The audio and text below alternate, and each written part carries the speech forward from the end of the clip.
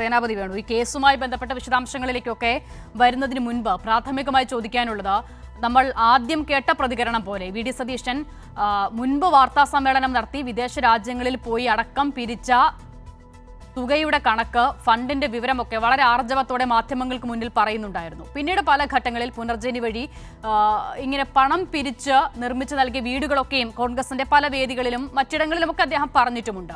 പക്ഷേ ഇന്നിപ്പോൾ ഈ വിഷയം വരുമ്പോൾ ഇതാ ഏറ്റവും അവസാനം കേട്ട പ്രതികരണം പോലെ പണം പിരിച്ചിട്ടേ ഇല്ല എന്ന മട്ടിലൊരു പ്രതികരണത്തിലേക്ക് വി ഡി സതീശൻ എത്തിച്ചേർന്നു. ഇതിനു മുൻപ് നിയമസഭയിലും വി ഡി സതീശൻ ₹1 പോലും പിരിച്ചിട്ടില്ല എന്ന് അടിവരയിട്ട് പറയുകയും ചെയ്തു. എന്താണ് ഈ നിലപാടിലെ വൈരുദ്ധ്യത്തിന് കാരണം?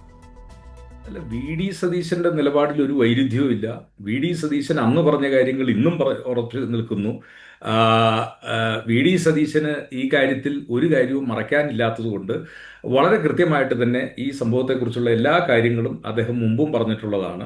ഇപ്പോൾ ഈ CBI അന്വേഷണം എന്നൊക്കെ പറയുന്നത് അതിൻ്റെ ഒരു യുക്തി എന്ന് ചോദിച്ചു കഴിഞ്ഞാൽ, മുമ്പ് ഒരു വനിതയുടെ കയ്യിൽ നിന്ന് ഒരു വെള്ളപ്പേപ്പർ എഴുതി മേടിച്ചിട്ട് 5-6 പേരെ CBI കേസിൽ പെടുത്തിയായിരുന്നല്ലോ. എന്നിട്ട് CBIയുടെ കോടതി തിരുവനന്തപുരത്ത് കുറ്റപത്രം പോലും സ്വീകരിക്കാതെ അത് തള്ളിയ സ്ഥിതിവിശേഷം നമ്മൾ കണ്ടതാണ്. അപ്പോൾ തെരഞ്ഞെടുപ്പ് പ്രഖ്യാപിക്കാൻ ഇനി 90 ദിവസത്തിൽ താഴെ മാത്രം. അപ്പോൾ ഇനിയിപ്പോൾ പുതിയൊരു കാരണം CPMന്റെ പ്രധാനപ്പെട്ട 3-4 നേതാക്കൾ ജയിലിൽ കിടക്കുന്നു.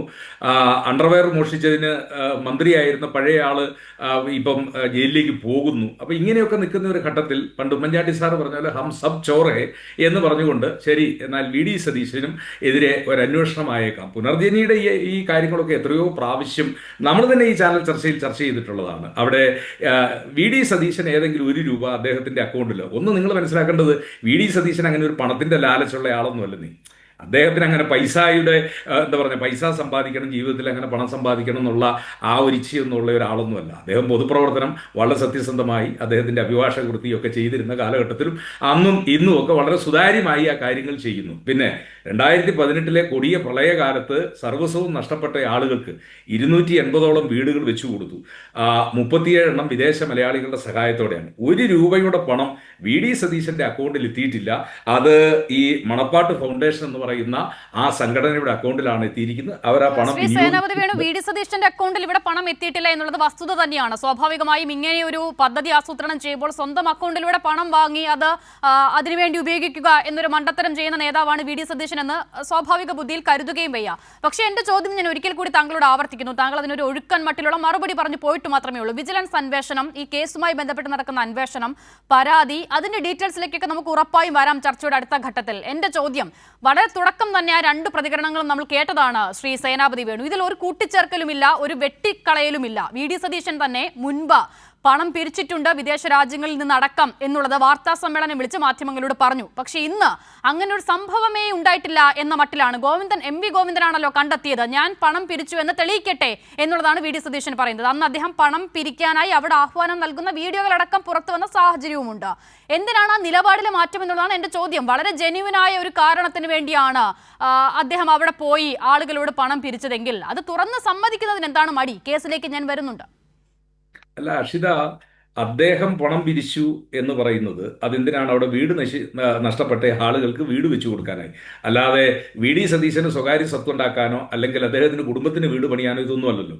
ആ പ്രളയകാലത്ത് വീട് നഷ്ടപ്പെട്ട ആളുകൾക്ക് ആ വീട് ഉണ്ടാക്കുന്നതിന് വേണ്ടി ആരെങ്കിലും സമൂഹത്തിന്റെ ഏതെങ്കിലും തുറയിൽ നിന്ന് സഹായങ്ങൾ ചെയ്യുന്നുവെങ്കിൽ ആ സഹായം ലഭിച്ച അവിടുത്തെ ആളുകൾ, ആ സഹായം ലഭിച്ച ആളുകളാണല്ലോ 2001 മുതൽ ആദ്യത്തെ തെരഞ്ഞെടുപ്പിൽ തോറ്റതിന് ശേഷം ഓരോ തെരഞ്ഞെടുപ്പിലും അദ്ദേഹത്തിന്റെ ഭൂരിപക്ഷം എത്രയോ വർദ്ധിച്ച്. ഈ പുനർജനി വിവാദമൊക്കെ വളരെ സജീവമായിട്ട് കത്തിച്ചതാണല്ലോ 2021 തെരഞ്ഞെടുപ്പിലും. ആ തെരഞ്ഞെടുപ്പിലും അദ്ദേഹം 1,00,000 പേരെ വോട്ടിന്റെ ഭൂരിപക്ഷത്തിലാണ് അദ്ദേഹം വിജയിച്ചത്. അദ്ദേഹം പറഞ്ഞ കാര്യം അതിലൊന്നും ഒരു തർക്കവുമില്ല. എനിക്ക് തർക്കമുള്ളത് ആകെ വി ഡി സതീശന്റെ നിലപാടിൽ മാത്രമാണ്. ഞാൻ വേണമെങ്കിൽ താങ്കളെ അത് ഒരിക്കൽ കൂടി കേൾപ്പിക്കാം. പക്ഷെ താങ്കൾ കേട്ടു. അതെ അപ്പോൾ അതിൽ മറുപടി പറയാൻ എന്താണ് താങ്കൾക്ക് ഒരു ബുദ്ധിമുട്ട്? ഇപ്പോൾ താങ്കൾ പറഞ്ഞതുപോലെ ഇത്ര വലിയ കോസിന് വേണ്ടിയാണ് അങ്ങനെ ഒരു പിരിവ് നടത്തിയതെങ്കിൽ വളരെ ആർജവത്തോടെ ഇപ്പോൾ അന്വേഷണം വരുമ്പോൾ അദ്ദേഹത്തിന് പറയാമല്ലോ, അതെ അവിടുത്തെ ജനങ്ങൾക്ക് വേണ്ടി ഞാൻ ആവശ്യപ്പെട്ട് ഒരു NGOയിലേക്ക് അവരുടെ അക്കൗണ്ടിലേക്ക് പണം വന്നിട്ടുണ്ട്, അത് ഉപയോഗിച്ച് വീടുകൾ നിർമ്മിച്ച് നൽകിയിട്ടുണ്ട് എന്ന് പറയുന്നതിന് പകരം V D Satheesan MV Govindan തെളിയിക്കട്ടെ ഞാൻ പണം പിരിച്ചു അല്ലെങ്കിൽ ഞാൻ മുഖേന പണപ്പിരിവ് നടത്തി എന്ന് വി ഡി സതീശൻ പറയുന്നത് എന്തിനാണ്? ഇന്ന് അതിനു മുൻപ് നിയമസഭയിൽ അദ്ദേഹം ഞാൻ ഒരു പിരിവും നടത്തിയിട്ടില്ല പുനർജനിയുടെ പേരിൽ എന്ന് അടിവരയിടുന്നുണ്ട്. സഭാരേഖകളിൽ ആ നിലയിൽ തെറ്റിദ്ധരിപ്പിക്കുന്ന പ്രസ്താവന വി ഡി സതീശൻ നടത്തിയത് എന്തിനാണ്? അല്ല, ഒരു തെറ്റിദ്ധരിക്കലും അദ്ദേഹം നടത്തിയിട്ടില്ലല്ലോ. പുനർജനി എന്ന് പറയുന്ന സംവിധാനത്തിൽ ഈ മണപ്പാട്ട് ഫൗണ്ടേഷന് അവർക്ക് പണം കൊടുത്ത് വീട് വെക്കാനുള്ള സൗകര്യങ്ങൾ ചെയ്തു കൊടുക്കട്ടെ. അതല്ലാതെ താൻ നേരിട്ടോ തന്റെ അക്കൗണ്ടിലോ ഒരു രൂപയും അദ്ദേഹം പിരിച്ചിട്ടില്ല. അത് അന്നും അദ്ദേഹം പറയുന്നു, ഇന്നും പറയുന്നു. 2021 തോന്നുന്നു, അത് 24 ശ്രീ അന്നത്തെ DIG ആയിരുന്ന ശ്രീ കാർത്തികിന്റെ വിജിലൻസിന്റെ റിപ്പോർട്ടുമുണ്ട്. ഇതിന്റെ അകത്ത് ഒരു രൂപ പോലും വി ഡി സതീശന്റെ അക്കൗണ്ടിലേക്ക് വന്നിട്ടില്ല. വി ഡി സതീശൻ ഇതിൽ നിന്ന് ഒരു രൂപ പോലും ചെലവഴിച്ചിട്ടുമില്ല. വി ഡി സതീശൻ ഒരു രൂപ ആരിൽ നിന്ന് വാങ്ങിയിട്ടുമില്ല. ഇനി ഒരു ഫൗണ്ടേഷന് വേണ്ടി വീടുണ്ടാക്കുന്നതിന് പണം കൊടുക്കാൻ അത് അദ്ദേഹം ശുപാർശ ചെയ്തിട്ടുണ്ടെങ്കിൽ, അല്ലെങ്കിൽ അദ്ദേഹം അതിന് ആഹ്വാനം ചെയ്തിട്ടുണ്ട് എങ്കിൽ, അതിന്റെ പർപ്പസ് ആർക്ക് വേണ്ടിയാണോ ചെയ്തത് ആ കാര്യങ്ങളൊക്കെ പൂർത്തീകരിച്ചിരിക്കുന്നു. അതിനൊരു തർക്കവുമില്ല. വിജിലൻസ് ഇത് കേസ് പോലും നിൽക്കത്തില്ല.